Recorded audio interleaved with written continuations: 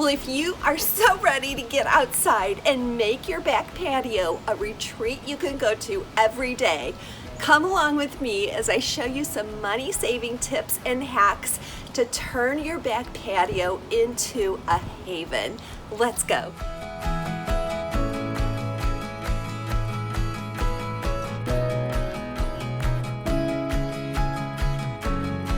I'm Shannon, small space decor and organization expert, and I'll teach you how to live an upscale lifestyle on a downsized budget, whether you're living in a small home by choice or by chance. If I can do it, you can too. So let's embrace small space freedom together and create a haven we love to come home to. Our first backyard DIY project will be this menu sign. Now, I have had this platter or plate rack mounted to the wall on our back deck since last summer. I purchased it at the thrift store. These are very easy to find and very inexpensive. And I made a similar idea to what we're going to do last fall. So I learned that these simple signs from Dollar Tree are the perfect size for our project. You'll start by removing the strings and also the label from the back of the board. Now, I found that the best way to do this was by soaking it in hot soapy water and then just scraping that adhesive label off. I went over the holes at the top where the ropes used to be by just gluing on a little piece of a ruler that I had cut off for another project. You can use duct tape or any little scrap that you have handy. This will allow us to fill those holes with some spackle. So as you can see, we're going to be creating our menu sign on the back side of this sign. And I started by filling those holes with some Dollar Tree spackle. And now I'm going to make a checkerboard pattern. Now this is certainly optional. You don't have to do this. But if you've ever wondered how to create this effect, I'm going to show you a really easy way to do it. You'll just use simple painter's tape to mark off the edges. If this is your first time to find Skip to My Life, a great big virtual welcome. I'm so glad that you found me and our community. We are here to encourage and inspire each other. So don't forget to comment below and let me know if you are new to my channel. I would love to say hello to you. We're creating a Mackenzie Childs inspired stripe, and we're going to do that by just taping off every other square, and then I'm going over that with a little bit of rough sandpaper. And now this part is a little bit of an experiment. I have used whiteout as paint before, and I decided to try it on this project, so stay tuned to see how that worked for me. I'm not sure exactly what whiteout is made of. If you know, please tell us in the comments below.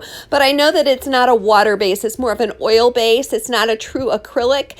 So if you use a paintbrush and you decide to try this, you will ruin your paintbrush. Make sure you use a disposable paintbrush. Now, it actually stuck really well with no flaking on this project. And I know that it will wear better once I have sealed it outdoors than an acrylic-based paint.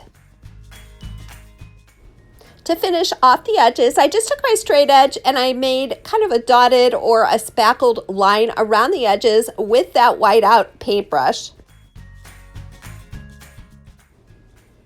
As a finishing touch, I wanted to add the word menu, so I used a piece from a sign that I purchased from Dollar Tree in the fall. Dollar Tree signs are made of very inexpensive MDF material, so they're great for little projects like this. But just remember, if you're going to be using it outside, it will not be weatherproof unless you seal it. So I tried just black spray paint. That did not cover the letters. So I decided to use some black vinyl and glue it to the outside and the inside of this little menu sign. If you saw my series on small space, big party, you know that I've been trying to challenge myself to have more hospitality in our small home. And this menu sign is really going to help me add a little bit of spirit to all those backyard get-togethers we would like to have. I borrowed some cute leaves from another Dollar Tree sign, and remember, when you are looking at these signs, make sure you look for all the different components that you can use along with just that sign.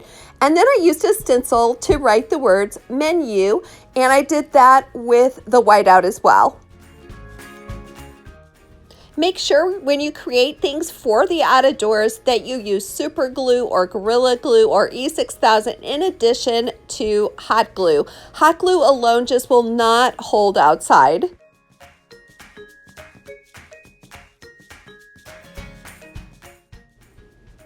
If you've been around Skip to My Life for a while, you know that I usually have a question of the day, and today's question is, tell me about the outdoor get-togethers you're planning for this summer.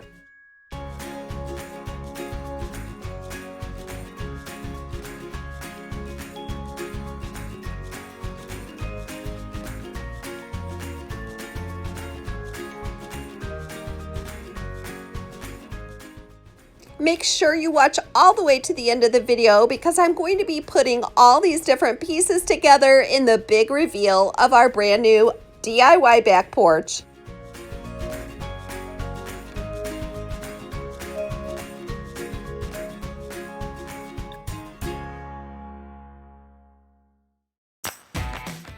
Well, before I went any further, it was time to get down to business and deep clean that porch top to bottom. So I started by removing absolutely everything and sweeping off all the leaves and debris that had accumulated over the winter months. Next, I cleaned all our window panes with hot soapy water and a long-handled sponge from Dollar Tree. Now, if you've ever tried just doing this with your hands and a sponge, you know that it can really chew up your fingers and your knuckles. So I highly recommend using a pair of rubber gloves and this long-handled sponge. We do not own a pressure washer that is absolutely on my wish list, but this year I decided to use a combination of bleach and water and really get that cement scrubbed. I started by covering my grass and my flower beds with old table covers, and I just put those in the ground with landscape staples. I used a ratio of 1/3 cup bleach to 1 gallon water as my cleaning mixture.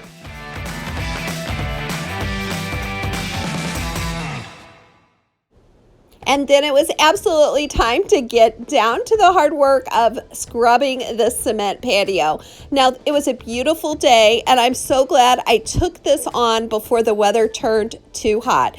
If you have a pressure washer that you absolutely love, please comment below and let me know the brand because I am definitely in the market. I think it would have been much easier, but if you are in a pinch, this definitely helps.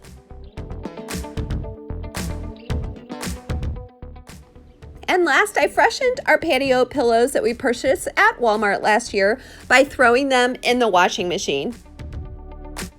I'd been looking for a temperature gauge I could see from my kitchen window, and so I decided to use one of the thermometers from Dollar Tree and make one of my own. So I started with this tin sign that I found at a thrift store. Now, I think this was probably from Kirkland's or Hobby Lobby, but these, again, are really easy to find. I simply covered it with contact paper that I got from Dollar Tree. Dollar Tree also sells signs in this size, but once again, you're going to need to make sure you really weatherproof it if you decide to use one of those for this project.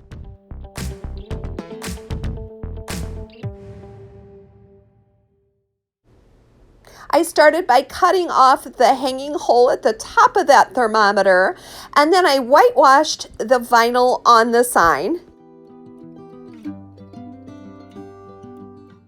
When you're working with a thermometer, be really careful about applying any heat to that surface where it might come in contact with the thermometer itself because it's easy to break that glass. So that's just a little caution for you. If you love this crisp look of black and white for outdoor DIY patio design, you'll want to make sure to watch my other black and white outdoor decor videos, and I'll be linking those at the comment section below. Next, I wound some jute twine at the top and bottom of this sign in order to attach the thermometer to the twine and allow the air to circulate all the way around it. I wanted this sign to kind of have a feeling of a country store in the summer, the kind where you can buy bait and tackle and a cold soda and a bologna sandwich. So I grew up in a big city, but I would sometimes go with my dad fishing, and there was always a country store like that, and this thermometer just had that vibe to me. So comment below and let me know if you've ever been to a store like the one I'm describing. You could certainly leave it really simple and classic, but I decided to add some greenery and a little bit of color from these silk flowers.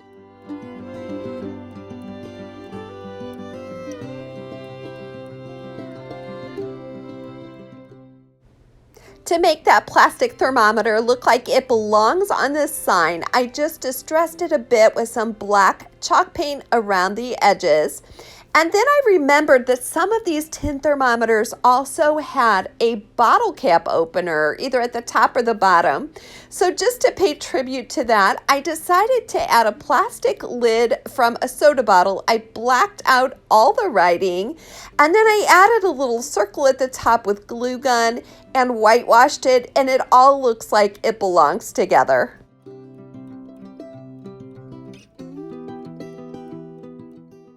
One advantage of having empty nest is that we can start relishing those days of our childhoods and our memories and all those things that were so special to us, and just those simpler times during the summer.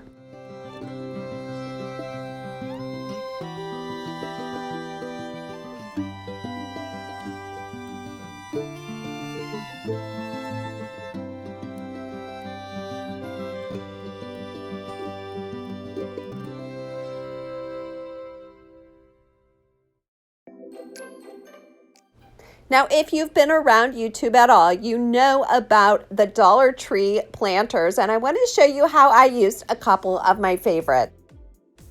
I created this white painted bike last year and decided to use it in front of our AC unit to cover that up. So I'm going to show you how I used two of these hanging baskets from Dollar Tree to create one long hanging unit. Dollar Tree does also sell the individual plant hanger chains, so if you just need one of those to create this project, I wanted to let you know that that's available. This project is so super simple. All you need to do is attach the chains from the bottom basket to the underside of that top basket, and I filled mine with the cocoa core baskets and then some plants.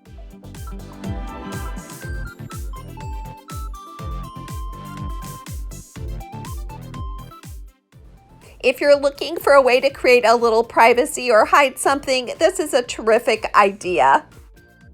I also used 3 of the smaller green pots from Dollar Tree. They were the perfect size to fit into my bike rack, and I love the way that this piece turned out.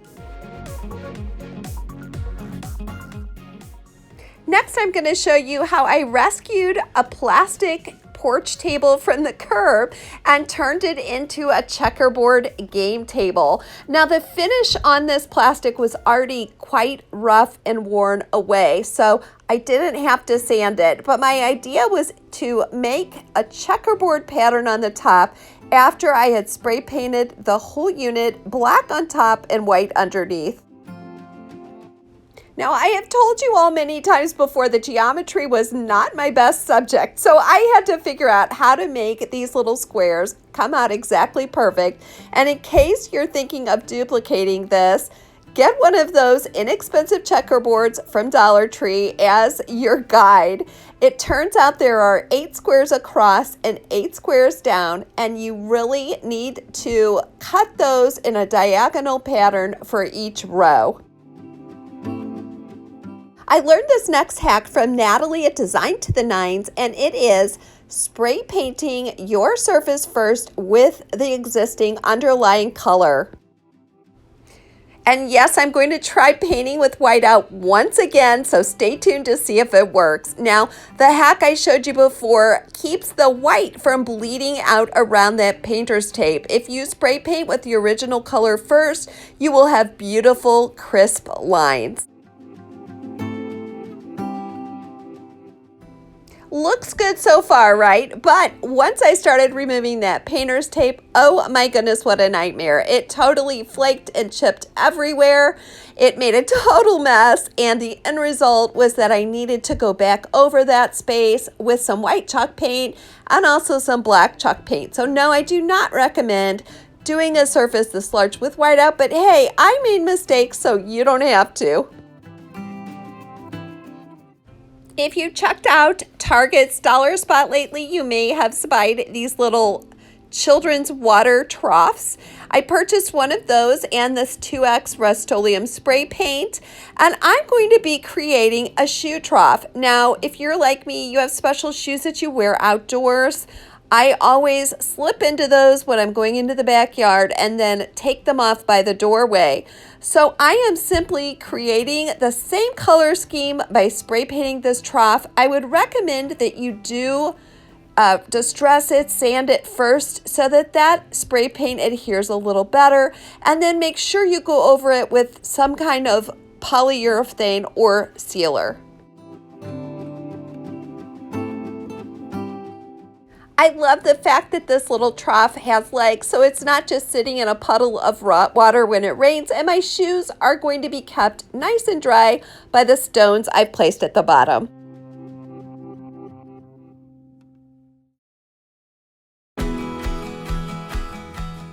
My husband and I love to come out to this porch in the morning and sip our coffee together in these rocking chairs. Now, there's nothing fancy about them. We've had them for a while, but they look a little bit worse for wear. So I took that same 2X Rust-Oleum spray paint and just went over them.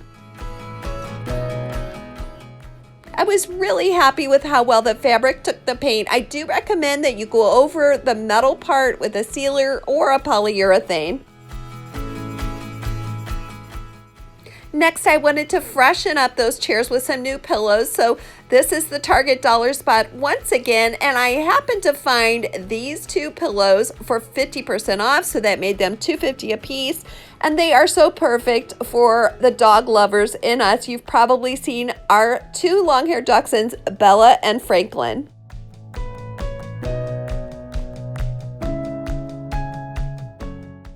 I love the way that this budget-friendly porch DIY redo turned out.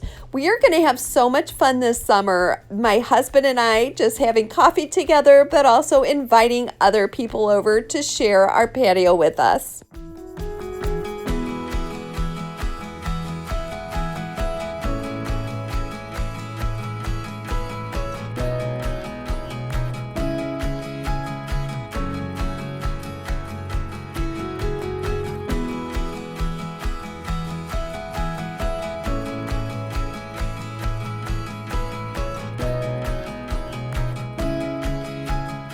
If you love the look of black and white contrasting outdoor decor, you're going to want to make sure and watch the video I have linked in my comment section below. Until we see each other next time, don't forget, today is not the end of your story, so don't give up. This is Shannon from Skip to My Life.